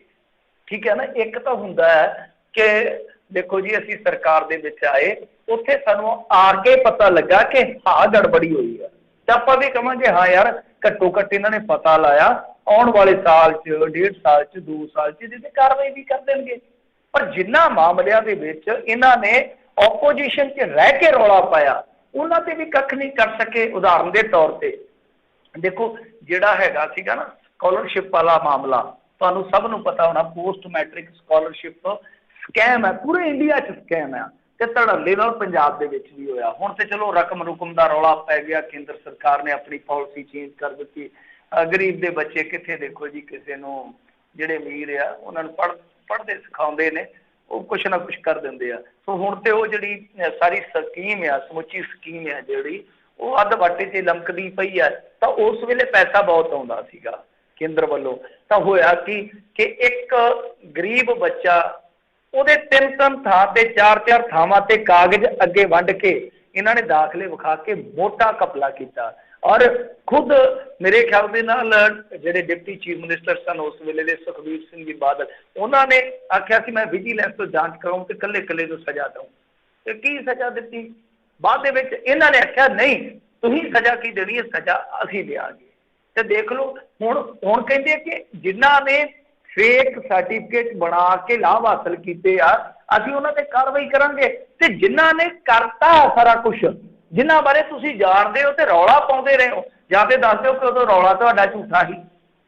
ਜੇ ਸਦਨ ਦੇ ਵਿੱਚ ਇਹ ਗੱਲਾਂ ਹੋਈਆਂ ਨੇ ਜਿਹੜੀਆਂ ਮੈਂ ਤੁਹਾਨੂੰ ਦੱਸ ਰਿਹਾ ਉਸ ਸਮੇਂ ਸੁਖਬੀਰ ਸਿੰਘ ਬਾਦਲ ਹੋਰਾਂ ਨੇ ਕਹੀਆਂ ਸੀਗੀਆਂ, ਜਾਂ ਫਿਰ ਉਹ ਝੂਠੀਆਂ ਨੇ ਤੇ ਜਾਂ ਫਿਰ ਆਹ ਝੂਠ ਆ ਜਿਹੜਾ ਤੁਸੀਂ ਹੁਣ ਲੋਕਾਂ ਨੂੰ ਫਿਰ ਸੁਪਨਾ ਦਿਖਾ ਰਹੇ ਹੋ ਕਿ ਅਸੀਂ ਇਸ ਤਰ੍ਹਾਂ ਕਰਾਂਗੇ, ਅਸੀਂ ਉਸ ਤਰ੍ਹਾਂ ਕਰਾਂਗੇ। ਔਰ ਜੇ ਕਾਰਵਾਈ ਵੀ ਕਰਨੀ ਆ ਤੇ ਕਾਰਵਾਈ ਹੇਠਲੇ ਪੱਧਰ ਤੇ ਕਿਉਂ? ਕਾਰਵਾਈ ਫਿਰ ਉਸ ਵੇਲੇ ਜਿਹੜਾ ਵੀ ਕੋਈ ਮਹਿਕਮੇ ਦਾ ਮੰਤਰੀ ਸੀ ਉਹਦੇ ਤੇ ਕਰੋ। ਜਿਨ੍ਹਾਂ ਅਫਸਰਾਂ ਨੇ ਵਿੱਚ ਖੇਡ ਦੇ ਹਿੱਸਾ ਲੈ ਕੇ ਮਲਾਈ ਦਾ ਹਿੱਸਾ ਲਿਆ ਵਾ ਉਹਨਾਂ ਤੇ ਕਾਰਵਾਈ ਕਰੋ। ਹੇਠਲੇ ਪੱਧਰ ਤੇ ਜੇ ਕਾਰਵਾਈ ਕਰ ਵੀ ਦਿਓਗੇ ਵਿਖਾਉਣ ਵਾਸਤੇ, ਉਹ ਕਾਰਵਾਈ ਨਹੀਂ ਹੈ। ਉਹ ਕਾਰਵਾਈ ਦੇ ਨਾਮ ਤੇ ਸਿਰਫ ਲੱਲੇ ਭੱਬੇ ਮਾਰੋਗੇ। ਜੀ ਜੀ ਜੀ। ਤੇ ਮਿੰਟੂ ਜਾਂਦੇ ਜਾਂਦੇ ਗੱਲ ਕਰੀਏ, ਕਹਿੰਦੇ ਬਿਜਲੀ ਦੇ ਬਿੱਲ ਨੇ ਉਡਾਏ ਪ੍ਰੀਤ ਹਰਪਾਲ ਦੇ ਹੋਸ਼ ਤੇ ਉਹਨੇ ਕੱਢੀ ਭੜਾਸ। ਮੈਂ ਆਖਿਆ ਕਿਤੇ ਆਖਣ ਲੱਗੇ ਜੇ ਕਿ ਉਹਦੇ ਫਿਊਜ਼ ਉਡਾਤੇ ਆ ਬਿਜਲੀ ਦੇ ਬਿੱਲ, ਜੈਸੇ ਬਿਜਲੀ ਦੇ ਬਿੱਲ ਫਿਊਜ਼ ਉਡਾ ਦਿੰਦੇ ਆ। ਖੈਰ ਦੇਖੋ ਪ੍ਰੀਤ ਹਰਪਾਲ ਦਾ ਗਾਣਾ ਆਇਆ ਸੀ ਮੇਰੇ ਖਿਆਲ ਦੇ ਨਾਲ ਵਾਹਵਾ ਚਿਰ ਪਹਿਲਾਂ, ਮਿਹਨਤ ਦੀ ਕਮਾਈ ਨਾਲ ਤੇ ਪੈਂਦਾ ਨਹੀਂ ਸਕੂਟਰ ਵਿੱਚ ਤੇਲ ਜਣਾ ਕੁਛ ਇਸ ਤਰ੍ਹਾਂ ਤੇਲ ਮਿੱਤਰਾ ਨਾ ਰਾਜ ਹੋਈਏ ਜੇ ਰਾਜਨੇਤਾ ਤੇ ਭਾਵੇਂ ਕੱਲ ਨੂੰ ਖਰੀਦ ਲਾਈਏ ਜੇਲ ਰੇਲ ਮਿੱਤਰ, ਇਸ ਤਰ੍ਹਾਂ ਹੈ ਨਾ। ਇਸ ਤਰ੍ਹਾਂ ਤੇ ਮੈਨੂੰ ਲੱਗਦਾ ਉਹ ਵੀ ਹੁਣ ਦੁਖੀ ਹੋ ਕੇ ਰਾਜਨੇਤਾ ਹੀ ਬਣੂਗਾ। ਠੀਕ, ਗਾਇਕੀ 'ਚ ਵੀ ਪੂਰਾ ਨਹੀਂ ਪੈਂਦਾ ਤੇ ਘਰ ਦੀ ਕਬੀਲਦਾਰੀ ਉਸ ਤਰ੍ਹਾਂ ਵੀ ਨਹੀਂ ਰੋੜੀ ਜਾਂਦੀ, ਜ਼ਿਮੀਂਦਾਰੀ ਦੇ ਵਿੱਚ ਵੀ ਅੱਜ ਕੱਲ੍ਹ ਕੁਛ ਨਹੀਂ ਬਚਦਾ ਤੇ ਆਪਾਂ ਚੁੱਪ ਕਰਕੇ ਰਾਜਨੇਤਾ ਹੀ ਬਣ ਜਾਈਏ। ਖੈਰ ਦੇਖਦੇ ਆ ਅੱਗੇ ਉਹ ਕੀ ਬਣਦੇ ਆ। ਪਰ ਉਹਨਾਂ ਨੇ ਆਵਾਜ਼ ਚੁੱਕੀ ਆ, ਚੰਗੀ ਗੱਲ ਆ। ਦੇਖੋ ਇੱਕ ਆਰਟਿਸਟ ਚੁੱਕਦਾ ਆਵਾਜ਼ ਤਾਂ ਅਸੀਂ ਉਹਦੀ ਗੱਲ ਕਰ ਰਹੇ ਹਾਂ ਨਾ। ਮੂਸੇ ਵਾਲੇ ਦੀ ਵੀ ਤਾਂ ਗੱਲ ਹੋਈ ਜਾਂਦੀ ਹੈ ਨਾ, ਪਰ ਘੱਟੋ ਘੱਟ ਇੱਥੇ ਇੱਕ ਮੁੱਦੇ ਦੀ ਗੱਲ ਤੇ ਹੋ ਰਹੀ ਹੈ ਨਾ। ਉੱਥੇ ਤੇ ਉਹਦੇ ਗਾਣਿਆਂ ਤੇ ਹੀ ਖਬਰਾਂ ਚੱਲੀ ਜਾਂਦੀਆਂ ਅੱਧੇ ਘੰਟੇ ਦੀਆਂ, ਡਿਬੇਟਾਂ ਹੀ ਹੋਈ ਜਾਂਦੀਆਂ। ਵੇਖੋ ਟੈਲੀਵਿਜ਼ਨ ਚੈਨਲਾਂ ਤੇ ਕਮਾਲ ਦੀ ਗੱਲ ਆ, ਪਹਿਲਾ ਸਿੰਗਰ ਥੋੜ੍ਹੀ ਹੋਇਆ ਜਿਹੜੇ ਚੱਜ ਦੇ ਮੁੱਦੇ ਉਹਨਾਂ ਤੇ ਕਦੇ ਡਿਬੇਟ ਨਹੀਂ ਹੁੰਦੇ। ਖੈਰ ਦੇਖੋ ਇਹਦੇ ਵਿੱਚ ਕੀ ਆ ਕਿ ਉਹਨਾਂ ਨੇ ਕਿਹਾ ਕਿ ਲੋਕਡਾਊਨ ਦੇ ਵਿੱਚ 22,000 ਦਾ ਬਿੱਲ ਆਇਆ ਮੈਨੂੰ। ਉਹ ਕਹਿੰਦਾ ਦੱਸੋ ਯਾਰ ਮੈਂ ਆਟਾ ਚੱਕੀ ਲਾਈ ਆ, ਮੇਰੇ ਘਰ ਆ ਕੇ ਦੇਖੋ ਆਮ ਘਰਾਂ ਵਰਗਾ ਘਰ ਆ, 22,000 ਬਿੱਲ। ਉਹ ਕਹਿੰਦੇ ਆ ਕਿ ਸਰਕਾਰ ਜਿਹੜੀ ਆ ਬਸ ਖੋਈ ਜਾਂਦੀ ਆ ਮਤਲਬ ਕਿ ਬਦਲੇ ਦੇ ਵਿੱਚ ਦਿੰਦੀ ਕੁਛ ਨਹੀਂ, ਬਸ ਇਹੀ ਕਹਿੰਦੀ ਹੈ ਕਿ ਦਾਨ ਕਰੀ ਜਾਓ ਮੰਗੋ ਖੋ ਨਾ।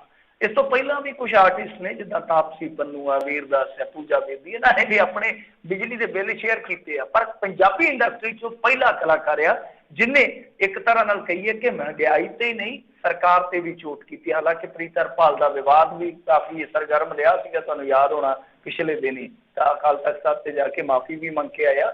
ਪਰ ਇਸ ਮਾਮਲੇ ਦੇ ਵਿੱਚ ਮੇਰੇ ਖਿਆਲ ਦੇ ਨਾਲ ਉਹਨਾਂ ਨੇ ਇੱਕ ਬਹੁਤ ਇੱਕ ਅਹਿਮ ਮੁੱਦਾ ਚੁੱਕਿਆ ਕਿ ਦੇਖੋ ਜੀ 22,000 ਬਿੱਲ ਆ ਰਿਹਾ, ਔਰ ਆ ਰਿਹਾ ਕਿਸੇ ਨੂੰ 10,000 12,000, ਇਹ ਆਮ ਘਰਾਂ ਦੇ ਬਿੱਲ ਆ। ਘਰਾਂ ਤੋਂ ਭਾਵ ਕੀ ਹੈ, ਇੱਕ ਏਸੀ ਹੋਊਗਾ, ਇੱਕ ਫਰਿੱਜ ਹੋਊਗਾ, 3-4 ਪੱਖੇ ਹੋ ਗਏ, 3-4 ਲਾਟੂ ਹੋ ਗਏ, ਤਾਂ ਦੇਖ ਲਓ ਕਿ ਇਹ ਬਿੱਲ ਵੀ ਜਿਹੜਾ ਹੈ ਉਹ 10-12,000 ਤੋਂ ਘੱਟ ਨਹੀਂ ਬਣਦਾ। ਤੇ ਅੱਜ ਕੱਲ੍ਹ ਜ਼ਰੂਰਤ ਤੇ ਹੈ, ਹਰੇਕ ਬੰਦੇ ਨੂੰ ਜੀ ਕਰਦਾ ਕਿ ਏਸੀ ਦੀ ਹਵਾ ਆਵੇ, ਕੰਧ ਚੋਂ ਹਵਾ ਆਵੇ, ਜਵਾਕ ਵੀ ਕਹਿਣ ਹਵਾ ਠੰਡੀ ਠੰਡੀ ਆਉਂਦੀ ਆ ਕੰਧ ਦੇ ਵਿੱਚੋਂ। ਕੀ ਗਰੀਬ ਦੇ ਜਵਾਕ ਜਿਹੜੇ ਏਸੀ 'ਚ ਨਹੀਂ ਪੈ ਸਕਦੇ? ਜ਼ਰੂਰਤਾਂ ਤੇ ਸਭ ਨੂੰ ਹੈ, ਪ੍ਰੈਸ ਕੀਤੇ ਲੀੜੇ ਕਿਹਨੂੰ ਚੰਗੇ ਨਹੀਂ ਲੱਗਦੇ, ਗਰੀਬਾਂ ਦਾ ਵੀ ਹੱਕ ਆ। ਪਰ ਉਹ ਚੀਜ਼ਾਂ ਇੰਨੀਆਂ ਮਹਿੰਗੀਆਂ ਕਰ ਦਿੱਤੀਆਂ ਜਾਂਦੀਆਂ ਨੇ ਕਿ ਪਹਿਲੀ ਗੱਲ ਤੇ ਖਰੀਦ ਨਹੀਂ ਸਕਦਾ ਬੰਦਾ, ਜੇ ਖਰੀਦ ਲੈਂਦਾ ਤੇ ਜਿਹਦੇ ਤੇ ਚੱਲਦੀਆਂ ਉਹ ਅੱਗ ਲੱਗਣੀ ਬਿਜਲੀ ਜਿਹੜੀ ਉਹ ਵਸੋਂ ਬਾਹਰ ਹੋ ਜਾਂਦੀ, ਫਿਰ ਅਗਲਾ ਜਾਂ ਤੇ ਕੁੰਡੀ ਲਾਉਂਦਾ, ਮਤਲਬ ਕਿ ਜਾਂ ਤੇ ਡਾਇਰੈਕਟ ਲਾ ਲੈਂਦਾ, ਤੇ ਜਾਂ ਫਿਰ ਹੌਲੀ ਇਸ ਝਟਕੇ ਨੂੰ ਸਹਿਣਾ ਸਿੱਖ ਲੈਂਦਾ ਜਿਹੜਾ ਹਰੇਕ 2 ਮਹੀਨਿਆਂ ਬਾਅਦ ਉਹਨੂੰ ਲੱਗਣਾ ਹੀ ਲੱਗਣਾ। ਜੀ ਜੀ ਜੀ ਤੇ ਬਹੁਤ ਮਿੰਟੂ ਜੀ ਤੁਹਾਡਾ ਧੰਨਵਾਦ ਕਰਦੇ, ਤੁਸੀਂ ਸਾਡੇ ਨਾਲ ਜਿਹੜੇ ਇਹਨਾਂ ਖਬਰਾਂ ਬਾਰੇ ਜਾਣਕਾਰੀ ਦਿੱਤੀਆਂ। ਅਗਲੀ ਵਾਰ ਤੱਕ ਲਈ ਮਿਹਰਬਾਨੀ। ਘਰ ਭਰੀ ਸਤਿ ਸ਼੍ਰੀ ਅਕਾਲ ਜੀ। ਸਤਿ ਸ਼੍ਰੀ ਅਕਾਲ ਜੀ। ਤੇ ਸਰੋਤਿਓ, ਇੱਥੇ ਸਾਡਾ ਅੱਜ ਦਾ ਪ੍ਰੋਗਰਾਮ ਸਮਾਪਤ ਹੈ। ਮਿਲਦੇ ਹਾਂ ਅਗਲੀ ਵਾਰ ਤੱਕ ਲਈ। ਮੇਰੇ ਵੱਲੋਂ ਵੀ ਤੁਹਾਨੂੰ ਸਭ ਨੂੰ ਸਤਿ ਸ਼੍ਰੀ ਅਕਾਲ। ਸੁਣਦੇ ਰਹੋ ਪੰਜਾਬੀ ਰੇਡੀਓ USA।